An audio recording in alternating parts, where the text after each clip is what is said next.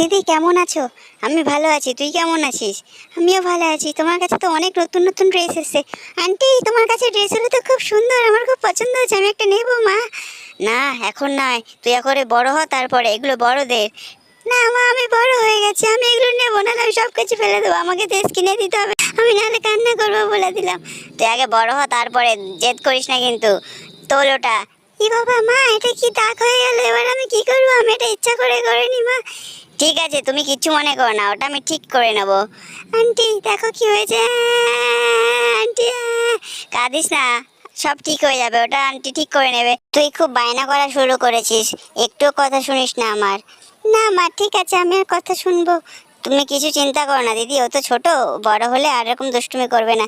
না গো, সবসময় ও এরকম করে। দিদি তুমি আর ওকে বকো না, ও তো ছোট, ওকে আমি এই ড্রেসটা দিয়ে দেবো। ওয়াও আন্টি, এই ড্রেসটা আমাকে দিয়ে দেবে?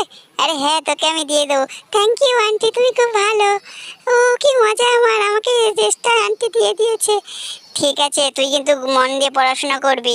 হ্যাঁ আন্টি, আমি মন দিয়ে পড়াশোনা করবো, আর দুষ্টুমি করবি না। ঠিক আছে আন্টি, আমি দুষ্টুমিও করবো না, মায়ের কথা সব সময় শুনবো, তুমি দেখো। ঠিক আছে, আমি কিন্তু মাকে জিজ্ঞেস করবো তুই দুষ্টুমি করছিস কিনা। ঠিক আছে আন্টি, তুমি দুষ্টুমি করবো না।